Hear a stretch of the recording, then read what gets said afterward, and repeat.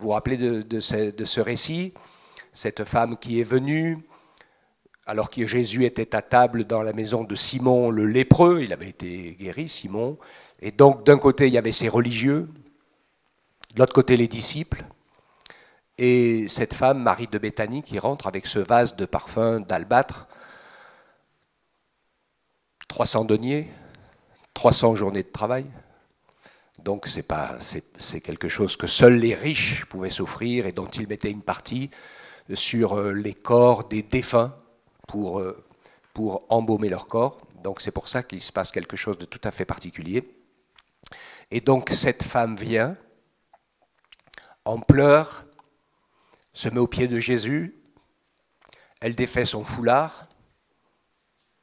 Donc vous imaginez un peu le moment tendu là, entre les pharisiens et les apôtres, surtout les pharisiens, une femme qui se dévoile, qui offre à Dieu toute sa nature, toute sa personne, sa féminité, son humanité, tout, parce elle a vécu et compris quelque chose avec Jésus. Elle casse ce vase de parfum et elle le répand de sa tête jusqu'aux pieds. Ok, impressionnant, hein? De les gens, en fait, ils gardaient ça pour vendre s'il y avait quelqu'un de blessé, de malade. Il n'y a pas d'assistance sociale à cette époque, hein, ou un peu pour la retraite. Donc elle a donné son argent, sa richesse, et Jésus est tellement touché par ce qui est en train de se passer, qui est plus qu'un cadeau de la richesse, qui est plus que un cadeau du fait de pouvoir venir s'humilier aux pieds de Jésus, franchir les barrières de ce qui l'empêchait de s'approcher, de rentrer dans cette maison de ce pharisien. Et vous connaissez comment Jésus conclut cela, bien sûr avec le fait qu'elle a été pardonnée parce qu'elle a beaucoup, beaucoup aimé, et il raconte partout, dans tous les lieux où sera prêchée la bonne nouvelle de l'Évangile, on racontera aussi en mémoire de cette femme ce qu'elle a fait. Et est-ce que vous savez pourquoi Jésus dit ça? Alors moi, je ne savais pas trop, mais il y a une réponse et elle est impressionnante. Jésus a touché les corps pour guérir les possédés. Alléluia. Les aveugles, les sourds. Jésus a touché les vies des gens, et ce que Jésus voulait, c'est toucher les cœurs. Et de nombreux cœurs ont été touchés, ne serait-ce que par le pardon des péchés. Parce que quand il dit au paralytique, qu'il lui dit « tes péchés sont pardonnés », les religieux autour, ils râlent. Mais moi, je me rappelle le jour où Jésus m'a dit « tes péchés sont pardonnés ». Je ne sais pas, vous aussi, hein, ou la période. Parce que des fois, ce n'est pas un jour fixe, c'est un moment donné où on est passé du fait qu'on était chargé de nos péchés, et puis, comme Océane le disait dans son témoignage, à un moment donné, on est déchargé du fardeau, les épaules, donc c'est vraiment quelque chose. Alors, on a le cœur touché, et Jésus, il fait toutes ces choses pour toucher notre cœur, pour qu'on lui offre notre cœur. Marie de Béthanie est la seule personne qui a touché le cœur de Jésus. D'accord? Elle s'est tout donné en entière en ayant compris, parce que si elle a fait ce qu'elle a fait, elle avait compris ce qui allait arriver. Et c'est pour ça qu'elle l'a fait. Incroyable. Et donc Jésus dit, partout où l'évangile sera prêché, on racontera ce que cette femme a fait. Et donc, bien sûr, la conclusion du message, c'est qu'on est content d'être béni par Jésus. On est content d'avoir le cœur touché par Jésus. On est content que le Seigneur nous secoure et fasse plein de choses dans nos vies. C'est super bénissant et formidable. Est-ce qu'on est prêt à tout donner pour toucher son cœur?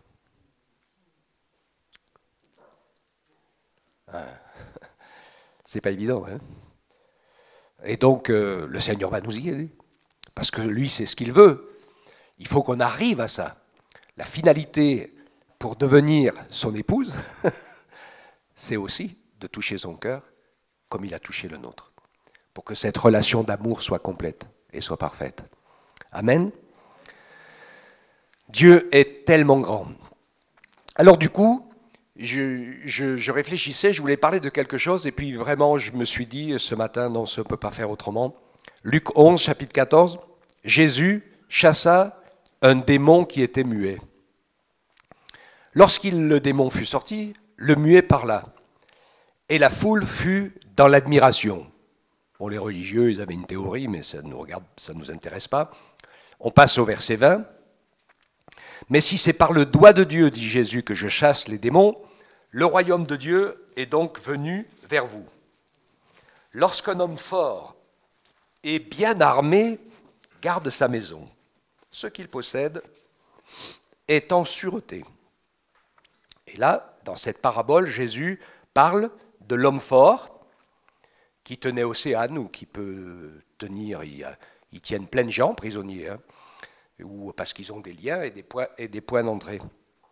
Et donc cet homme fort, il se distribue ses dépouilles. Ce qu'il possède est en sûreté. Mais si un plus fort survient et le dompte, il lui enlève toutes les armes dans lesquelles il se confiait et il distribue ses dépouilles. Et donc là, il parle bien sûr de qui? De Jésus et du Saint-Esprit, qui est seul capable de faire cette œuvre extraordinaire, de pouvoir délivrer celui qui est habité par les ténèbres ou sous l'emprise des ténèbres. Je vais vous parler un petit peu en détail de ces choses ce matin, parce que c'est quand même important que nous soyons aussi instruits dans ces choses de temps en temps. Et donc le Seigneur nous montre qu'il est bien sûr, lui, le Tout-Puissant, et que si nous ouvrons notre vie et notre cœur à Jésus, il faut tout lui donner, et si on donne tout à Jésus, l'adversaire ne peut rien garder. Parce qu'évidemment, quand il y a des choses qu'il garde, c'est parce qu'il y a des portes d'entrée, des choses qui ne sont pas réglées, pas pardonnées ou d'autres choses particulières qui peuvent arriver dans nos vies et qui ne sont pas réglées. Et Jésus donc dit, celui qui n'est pas avec moi est contre moi, celui qui n'assemble pas avec moi disperse. Et ce que je veux partager avec vous, lorsque l'esprit impur est sorti d'un homme, il va dans les lieux arides pour chercher du repos, et n'en trouvant point, il dit, je retournerai dans ma maison d'où je suis sorti. Ça peut faire un peu peur, ça. Mais quand il arrive, il la trouve balayée et ornée. Alors, ce mauvais esprit s'en va, parce que la maison est balayée, ornée et vide.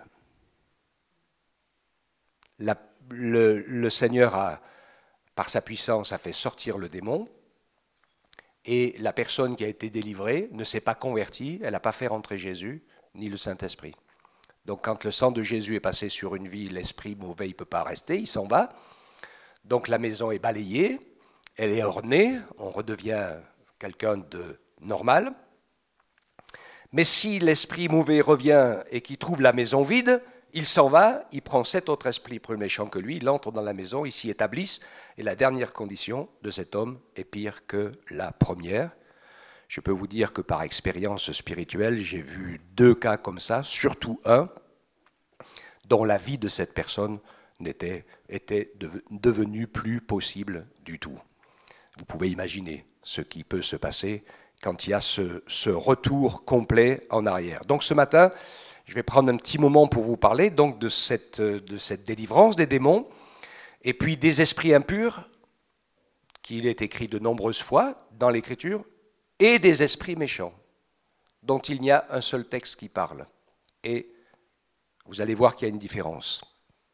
La délivrance des démons, qui la plupart du temps, mauvais esprits, sont désignés sous le nom donc d'esprits impurs. Donc il est sorti d'un homme par la puissance du Saint-Esprit, à cause du sang de Jésus et par la parole de Jésus, et il va dans des lieux arides. C'est quoi des lieux arides pour un esprit mauvais? C'est hors d'un corps. Donc il n'y a pas de repos pour lui hors d'un corps. Et le pire de tout, c'est que s'il reste hors d'un corps et qu'il croise Jésus, eh bien il peut l'expédier dans l'abîme. Quand Jésus s'est retrouvé devant le démoniaque de la Légion à Gadara, les démons l'ont supplié, ne nous jette pas dans l'abîme. Est-ce que vous avez lu cet endroit-là dans les Écritures, qui est un endroit qui est la prison des démons et de Satan? Donc, il y a des choses dans le règne de Dieu, sous la loi de Dieu, qu'on ne connaît pas, mais je pense que le Seigneur en envoie quelques-uns à certains moments. C'est lui qui règle les comptes, ce n'est pas du tout notre problème. En ce qui concerne le démoniaque de Gadara, il leur a donc permis de s'enfuir dans les pourceaux, et qui le troupeau s'est noyé, mais ça a permis aux esprits mauvais de s'en aller dans des lieux arides en essayant certainement de trouver d'autres âmes à posséder. Il ne les a pas envoyés dans l'abîme, qui est la prison. On sait que, parce que c'est la parole qui nous explique, que quand le millénium va commencer, le règne de 1000 ans, où nous serons, nous tous ensemble, l'épouse de Christ, on parle de ça un peu, on a parlé à l'étude biblique vendredi soir, nous serons tous ensemble l'épouse de Christ pour régner avec lui sur la terre. On va apprendre plein de choses, dont la Bible nous parle d'ailleurs, avec des détails. Il y en a qui géreront 10 villes, donc 5 villes, etc. Enfin, il n'y a pas énormément de choses, mais il y a assez de détails pour savoir un certain nombre. Et il nous est dit qu'à ce moment-là, Dieu aura enfermé dans la Bible, dans l'abîme, dans l'abîme, les démons et Satan, pour les relâcher à la fin. À la fin du millénium, ils seront tous relâchés pour que la génération qui a vécu pendant le millénium puisse elle aussi être tentée, comme tout le monde, de toutes les dispensations, faire son choix. Et ceux qui voudront suivre Dieu lui demeureront fidèles, et ceux qui voudront se révolter avec la révolte qu'entraînera Satan, les démons se révolteront, et cette révolte sera arrêtée par Dieu lui-même, et à ce moment-là, à l'arrêt de cette révolte, ça sera la fin du monde. La terre et le ciel seront roulés comme un manteau, un grand trône blanc sera établi, tous les morts seront, et c'est les morts perdus là, qui vont se présenter devant Dieu avec 2 livres, le livre de vie et le livre de nos œuvres. Et évidemment, pour ceux du jugement dernier qui seront devant le grand trône blanc, il n'y aura pas leur nom dans le livre de vie, et il y aura toute leur vie écrite dans les moindres détails dans l'autre livre. Et ils seront bien sûr condamnés à la perdition éternelle. Pour les racheter, nous, il s'est passé autre chose, c'est que quand on a donné notre vie à Jésus, il a effacé nos péchés, et il a aussi effacé le livre. Quand il a effacé nos péchés, c'est effacé, en vrai, et par son sang, il a écrit son nom, parce que tu vois ce que tu disais, Océane, Satan, il est toujours l'imitateur, hein. Lui, Jésus, par son sang, il a écrit nos noms dans son livre de vie. Quand on s'est rencontrés ensemble, pour être libérés, pour être sauvés, et pour nous unir dans son amour, en fait, pour que nous soyons adoptés et que nous devenions ses enfants. D'accord ? Donc c'est important aussi de savoir ces choses que la parole de Dieu nous dit. Et donc, ces esprits impurs, ils ont donc cette peur, etc., etc. Il faut que nous sachions ensemble que le rôle des esprits impurs, c'est de dominer, avilir les hommes et détruire les vies. Donc, sur le démoniaque de Gadara, par exemple, il était un tel niveau de possession que c'était plus humain. Il était intenable, même pas enchaînable, il se tenait nu dans les cimetières, et c'était de la folie ce que cet homme vivait, donc il était vraiment, vraiment avili au plus haut terme. Alors il y a des degrés comme ça, des degrés qui vont beaucoup, et on le verra, parce que moi je suis convaincu, dans le témoignage qu'on a entendu, que c'est quelque chose qui est lié à l'impureté sexuelle, parce que c'est qui n'est pas de ta faute, mais de la faute des agresseurs, évidemment, mais qui fait quand même que l'adversaire peut ainsi, par cette porte, entrer et habiter les personnes. Donc ces esprits impurs se retrouvent dans ce sens, et quand quelqu'un se convertit, qu'il rencontre le Seigneur, eh bien, plus ou moins rapidement, on les voit, mais il ne peut pas rester caché longtemps. À un moment donné, de toute façon, c'est sûr qu'ils vont se dévoiler. Et puis, ils sont chassés par le nom puissant de Jésus et par la présence de sa personne en nous. Maintenant, les esprits méchants. Un texte de l'Écriture en fait allusion, et c'est Éphésiens 6,12, qui nous rappelle que nous n'avons pas à lutter contre la chair et contre le sang, mais contre les dominations, contre les autorités, contre le prince de ce monde de ténèbres, contre les esprits méchants dans les lieux célestes. Amen. Et ceux-là, ce n'est pas les mêmes. Ce n'est pas les mêmes que les autres. Parce que les autres, ils sont liés à la destruction des vies humaines. Ceux-là sont moins nombreux, on les trouve à plein d'endroits dans la parole. Ce sont des esprits séducteurs qui sont dans les lieux célestes, et ce sont ce que j'appelle toujours des esprits associés pour amplifier la force des orgueilleux, des rebelles, de ceux qui contestent l'autorité et qui n'obéissent pas à la personne et à la nature de Christ. Ok ? Ceux qui me disent « Seigneur, Seigneur » n'entreront pas tous dans le royaume des cieux, mais seulement celui qui fait la volonté de mon Père qui est dans les cieux. Plusieurs me diront ce jour-là « Seigneur, n'avons-nous pas prophétisé, chassé des démons par ton nom, fait beaucoup de miracles ?» Je leur dirai ouvertement « Je ne vous ai jamais connu. Retirez-vous de moi, vous qui commettez l'iniquité. »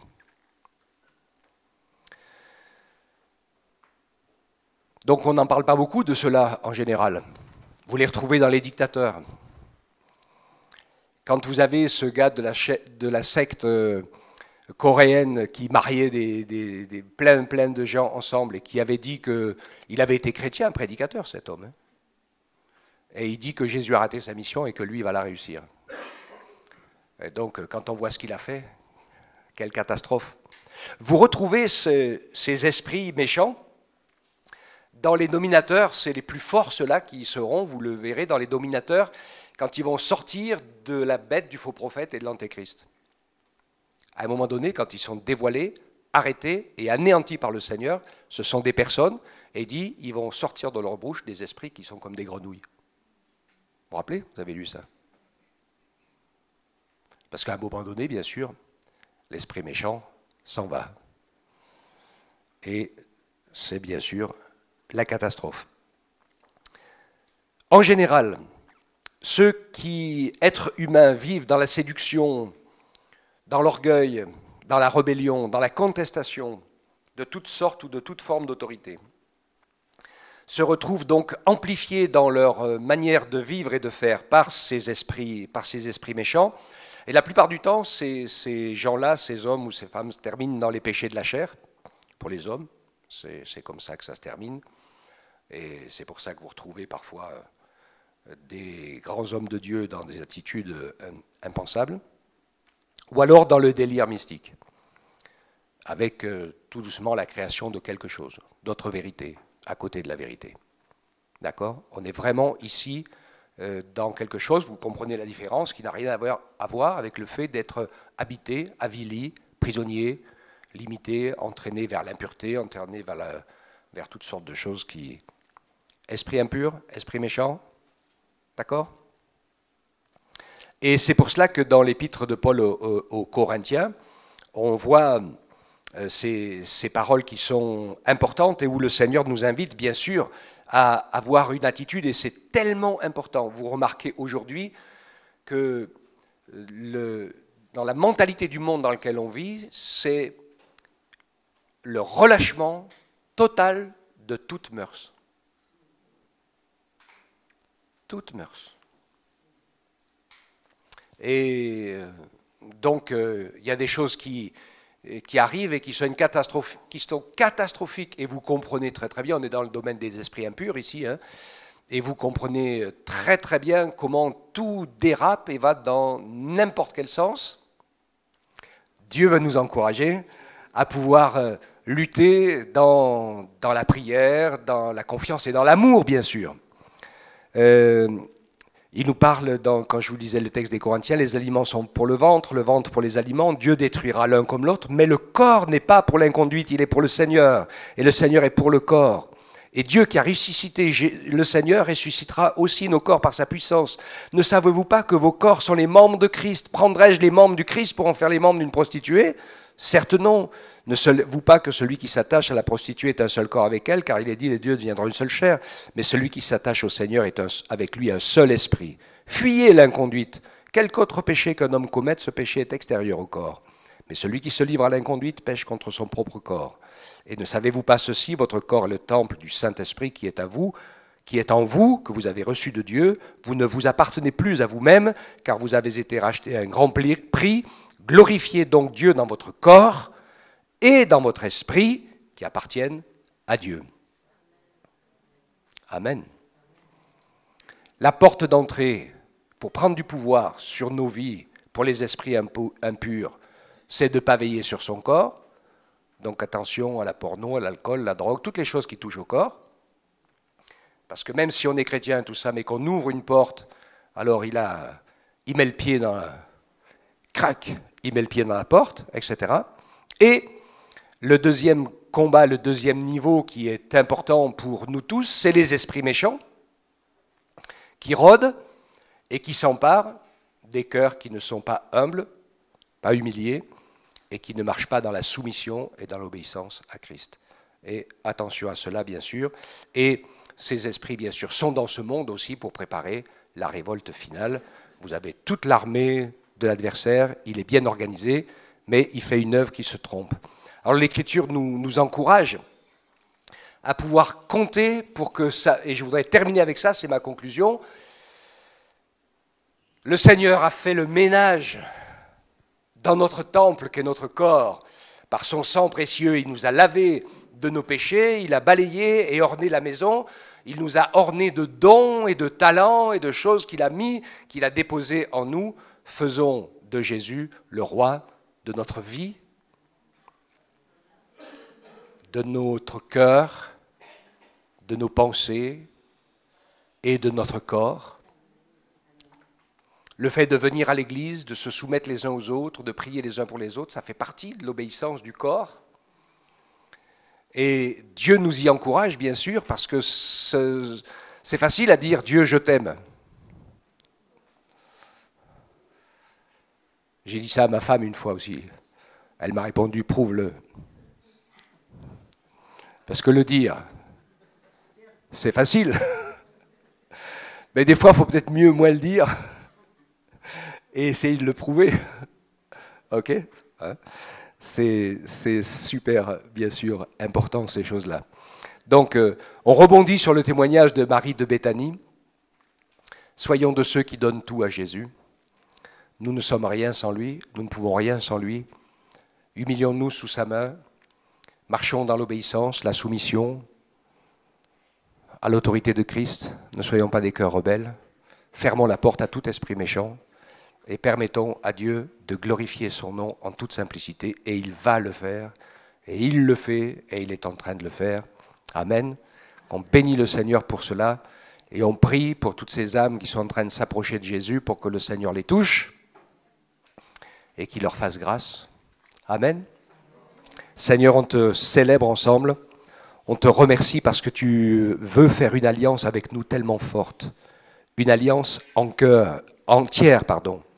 Tu veux qu'on t'offre toute notre vie, notre humanité, notre corps, le fait d'être des hommes, le fait d'être des femmes ou des enfants, que l'on t'offre et qu'on s'offre à toi avec humilité pour que ton esprit habite dans son temple, que tu puisses agir, œuvrer comme tu as prévu et que nous soyons ainsi comme tu le disais dans ta parole, parce que le verset de la conclusion c'est celui-là, soumettez-vous à Dieu, première chose, qui est indispensable, c'est la clé.